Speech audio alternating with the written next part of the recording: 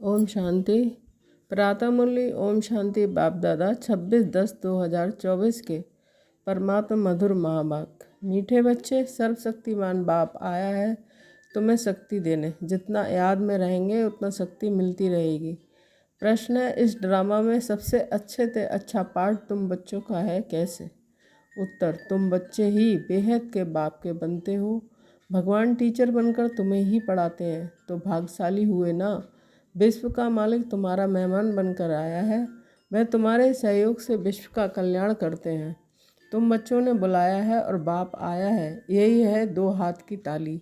अभी बाप से तुम बच्चों को सारे विश्व पर राज करने की शक्ति मिलती है। ओम शांति। मीठे मीठे रूहानी बच्चे रूहानी बाप के सामने बैठे हैं, शिक्षक के सामने भी बैठे हैं और ये भी जानते हैं कि ये बाबा गुरु के रूप में आए हैं हम बच्चों को ले जाने। बाप भी कहते हैं कि हे रूहानी बच्चों, मैं आया हूँ तुमको यहाँ से ले जाने। ये पुरानी दुनिया बन गई है और ये भी जानते हो कि ये दुनिया छीछी है। तुम बच्चे भी छीछी बन गए हो। अपने को आप ही कहते हो पतित पावन। बाबा आकर हम पत्तों को इस दुखधाम से शांति धाम में ले जाओ। अभी तुम यहाँ बैठे रहते हो तो ये दिल में आना चाहिए कि बाप भी कहते हैं कि मैं तुम्हारे बुलावे पर, निमंत्रण पर आया हूँ। बाप याद दिलाते हैं बरोबर, तुम बुलाते थे ना, आओ। अभी तुमको स्मृति आई है, हमने बुलाया है। अब बाबा आए हुए हैं ड्रामा के अनुसार। कल पहले मिसल वो लोग प्लान बनाते हैं ना कि ये भी शिव बाबा का प्लान है। इस समय सबके सामने अपने प्लान है ना। 5 वर्ष का प्लान बनाते हैं। इसमें ये करेंगे, बातें देखो कैसे आकर मिलती हैं। आगे ये प्लान आदि नहीं बनाते थे, अभी प्लान बनाते रहते हैं। तुम बच्चे जानते हो कि हमारे बाबा का प्लान ये है। ड्रामा के प्लान के अनुसार 5000 वर्ष पहले मैंने ये प्लान बनाया था कि तुम मीठे मीठे बच्चे जो यहाँ बहुत दुखी हो गए हो, वैशाल्य में पड़े हो, अब मैं आया हूँ तुमको शिवालय में ले जाने। वह है शांति धाम, है निराकारी शिवालय और सुखधाम है साकारी शिवालय। तो इस समय बाप तुम बच्चों को रिफ्रेश कर रहे हैं। तुम बाप के सम्मुख बैठे हो ना, बुद्धि में निश्चित तो है बाबा आया हुआ है। बाबा अक्षर बहुत मीठा है, ये भी जानते हो कि हम आत्माएं उस बाप के बच्चे हैं। फिर पाठ बजाने के लिए उस बाबा के बनते हैं। कितना समय तुमको लौकिक बाबाएं मिले हैं, सतयुग से लेकर सुख और दुख का पाठ बजाया है। अभी तुम जानते हो कि हमारा दुख का पाठ पूरा हुआ, सुख का पाठ भी पूरा 21 जन्म बजाया है, फिर आधा कल्प दुख का पाठ बजाया। बाबा ने तुमको स्मृति दिलाई है। बाबा पूछते हैं बरोबर ऐसे है ना। अब फिर तुमको आधा कल्प सुख का पाठ बजाना है। इस ज्ञान से तुम्हारी आत्मा भरपूर रहती है, फिर खाली हो जाती है। फिर बाप भरपूर करते हैं। तुम्हारे गले में विजय माला पड़ी है, गले में ज्ञान की माला है, बरोबर हम चक्र लगाते रहते हैं। सतयुग त्रेता द्वापर कलयुग फिर आते हैं इस स्वीट संगम पर। इनको स्वीट कहेंगे, शांति धाम को कोई स्वीट नहीं है। सबसे स्वीट है पुरुषोत्तम कल्याणकारी संगम युग। ड्रामा में तुम्हारा भी अच्छे से अच्छा पार्ट है। तुम कितने लकी हो, बेहद के बाप के तुम बनते हो। वह आकर तुम बच्चों को पढ़ाते हैं। कितनी ऊंच कितनी सहज पढ़ाई है, कितना तुम धनवान बनते हो। इसमें कोई मेहनत नहीं करनी है। डॉक्टर इंजीनियर आदि कितनी मेहनत करते हैं, तुमको तो वर्षा मिलता है। बाप की कमाई पर बच्चे का हक होता है ना। तुम ये पढ़कर 21 जन्मों की सच्ची कमाई करते हो, वहाँ तुमको कोई घाटा नहीं पड़ता है। जो बाप को याद करना पड़े, इनको ही आ जपा जाप कहा जाता है। तुम जानते हो कि बाबा आया हुआ है। बाप भी कहते हैं कि मैं आया हूँ, दोनों हाथ की ताली बजेगी ना। बाप कहते हैं मुझे याद करो तो जन्म जन्मांतर के पाप भस्म हो जाएं। 5 विकारों रूपी रावण ने तुमको पाप आत्मा बनाया है, फिर पुण्य आत्मा भी बनना है। ये बुद्धि में आना चाहिए। हम बाप की याद से पवित्र बनकर फिर घर जाएंगे बाप के साथ। फिर इस पढ़ाई से हमको माइट मिलती है। देवी देवता धर्म के लिए कहा जाता है रिलीजन इज माइट। बाप तो है सर्वशक्तिमान, तो बाबा से हमको विश्व में शांति स्थापन करने की ताकत मिलती है। ये बादशाही हमसे कोई छीन ना सके, इतनी ताकत मिलती है। राजाओं के हाथ में देखो कितनी ताकत आ जाती है, कितना उनसे डरते हैं। एक राजा की कितनी प्रजा लश्कर आदि होता है, परंतु वह है अल्पकाल की ताकत। ये फिर है 21 जन्मों की ताकत। अभी तुम जानते हो हमको सर्वशक्तिमान बाप से ताकत मिलती है विश्व पर राज करने की। लब तो रहता है ना, देवताएं प्रैक्टिकल में नहीं है तो अभी कितना लब रहता है। जब सम्मुख होंगे तो प्रजा का कितना लब होगा। याद की यात्रा से ये सब तुम ताकत ले रहे हो, ये बातें भूलो नहीं। याद करते करते तुम बहुत ताकत वाले बन जाते हो। सर्वशक्तिवान और कोई को नहीं कहा जाता है, सबको शक्ति मिलती है। इस समय कोई में शक्ति नहीं है, सब तमो प्रधान है। फिर अभी आत्मा को एक से ही शक्ति मिल जाती है, फिर अपनी राजधानी में आकर अपना पाठ बजाते हैं, अपना हिसाब किताब चुकतू कर फिर ऐसे ही नंबरवार शक्तिमान बनते हैं। पहले नंबर में है इन देवताओं की शक्ति।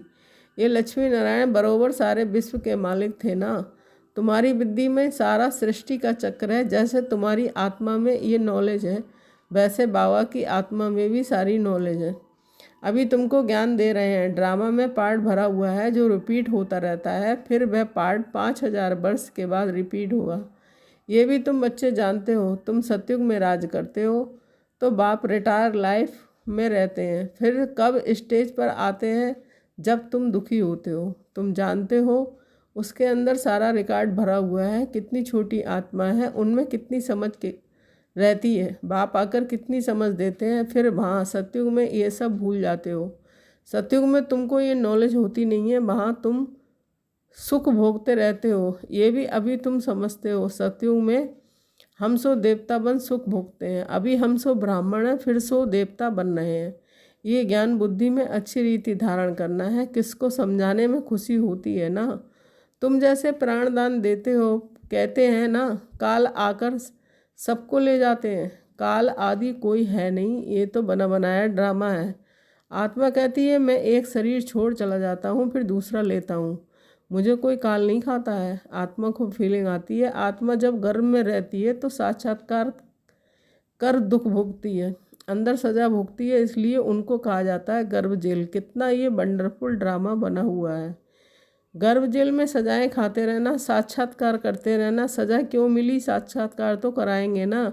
ये बेकायदे काम किया है, इनको दुख दिया है। वहाँ सब साक्षात्कार होते हैं, फिर भी बाहर आकर बाप आत्मा बन जाते हैं, पाप आत्मा बन जाते हैं।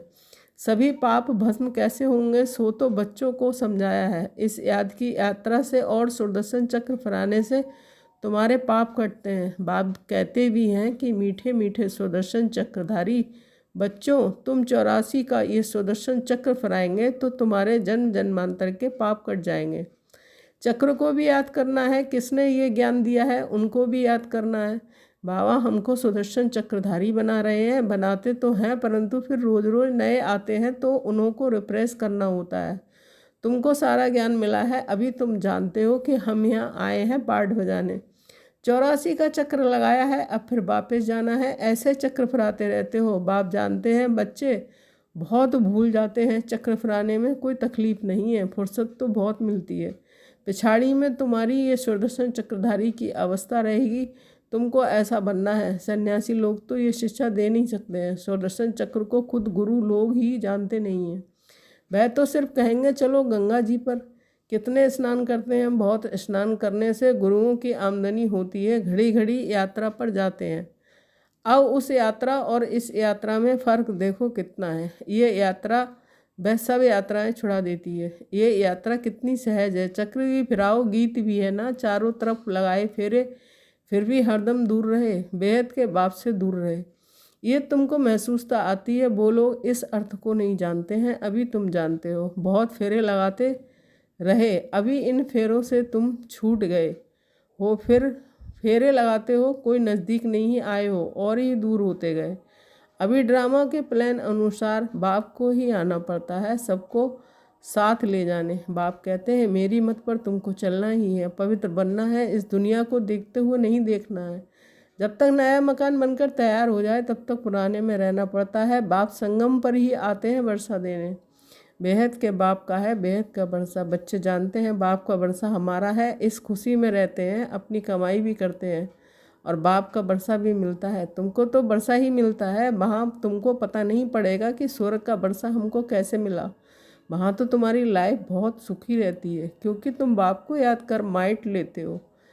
पाप काटने वाला पतित पावन एक ही बाप है। बाप को याद करने और सुदर्शन चक्र को फहराने से ही तुम्हारे पाप कटते हैं। ये अच्छी रीति नोट करो। यही समझाना बस है। आगे चल तुमको टिक टिक नहीं करनी पड़ेगी, एक इशारा ही बस है। बेहद के बाप को याद करो तो तुम्हारे पाप कट जाएंगे। तुम नर से नारायण, नारी से लक्ष्मी बनने आते हो, ये तो याद है ना। और कोई की भी बुद्धि में ये बात नहीं आती है। यहाँ तुम आते हो बुद्धि में है। हम जाते हैं बाप दादा के पास, उनसे नई दुनिया स्वर्ग का बरसा लेने। बाप कहते हैं कि सुदर्शन चक्रधारी बनने से तुम्हारे विक्रम विनाश हो जाएंगे। अब तो तुम्हारी जीवन हीरे जैसी बनाते हैं। उनको देखो कि ये भी तुम समझते हो, इसमें देखने की कोई बात नहीं है। ये तुम दिव्य दृष्टि द्वारा जानते हो। आत्मा ही पढ़ती है इस शरीर के द्वारा, ये ज्ञान अभी मिला है। हम जो कर्म करते हैं आत्मा ही शरीर लेकर कर्म करती है। बाबा को भी पढ़ाना है, उनका नाम तो सदैव शिव ही है। शरीर के नाम तो बदलते हैं, ये शरीर तो हमारा नहीं है, ये इनकी मिल्कियत है। शरीर आत्मा की मिल्कियत होती है, उससे पाठ बजाती है। ये तो बिल्कुल सहज समझ की बात है। आत्मा तो सब में है, सबके शरीर का नाम अलग पड़ता है। ये फिर है परम आत्मा, सुप्रीम आत्मा, ऊंच से ऊंच है। अभी तुम समझते हो कि भगवान तो एक है, क्रिएटर, बाकी सब हैं रचना पाठ बजाने वाले। ये भी जान गए हो कैसे आत्माएं आती हैं। पहले आदि सनातन देवी देवता धर्म की आत्माएं रहती हैं थोड़ी, फिर पिछाड़ी में लायक बनते हैं। पिछाड़ी आने के लिए ये सृष्टि चक्र की जैसे माला है जो फिरती रहती है। माला को तुम फिराते हो तो सब दानों का चक्र फिरता है ना। सतयुग में भक्ति जरा भी नहीं होती है। बाप ने समझाया है, हे आत्माएं मामे का म्याद करो, तुमको घर जरूर लौटना है। विनाश सामने खड़ा है, याद से ही पाप कटेंगे और फिर सजाएं खाने से भी छूट जाएंगे। मर्तबा भी अच्छा पाएंगे, नहीं तो सजाएं बहुत खानी पड़ेंगी। मैं तुम बच्चों के पास कितना अच्छा मेहमान हूँ। मैं सारे विश्व को चेंज करता हूँ, पुराने विश्व को नया बना देता हूँ। तुम भी जानते हो बाबा कल्प कल्प आकर विश्व को चेंज कर पुराने विश्व को नया बना देते हैं। ये विश्व नए से पुरानी, पुरानी से नई होती है ना। तुम इस समय चक्र फिराते रहते हो। बाप की बुद्धि में ज्ञान है, वर्णन करते हैं तुम्हारी बुद्धि में भी है चक्र कैसे फिरता है। तुम जानते हो बाबा आया हुआ है, उनकी श्रीमत पर हम पावन बनते हैं। याद से ही पावन बनते जाएंगे, फिर ऊंच पद पाएंगे। पुरुषार्थ भी कराना जरूरी है। पुरुषार्थ कराने के लिए कितने चित्र आदि बनाते हैं, जो आते हैं उनको तुम 84 के चक्र पर समझाते हो। बाप को याद करने से तुम पतित से पावन बन जाएंगे। अच्छा मीठे मीठे शकील दे बच्चों के प्रति माता पिता बाप दादा का याद प्यार और गुड मॉर्निंग। रूहानी बाप की रूहानी बच्चों को नमस्ते। हम रूहानी बच्चों की रूहानी माता पिता बाप दादा को याद प्यार गुड मॉर्निंग, नमस्ते नमस्ते, शुक्रिया बाबा शुक्रिया।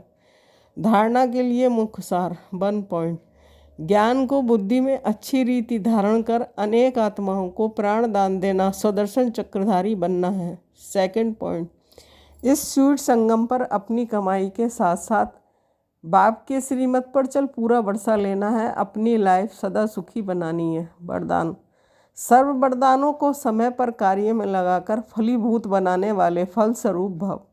स्पष्टीकरण, बाप दादा द्वारा समय प्रति समय जो भी वरदान मिले हैं उन्हें समय पर कार्य में लगाओ। सिर्फ वरदान सुनकर खुश नहीं हो कि आज बहुत अच्छा वरदान मिला। वरदान को काम में लगाने से वरदान कायम रहते हैं। वरदान तो अविनाशी बाप के हैं, लेकिन उसे फलीभूत करना है।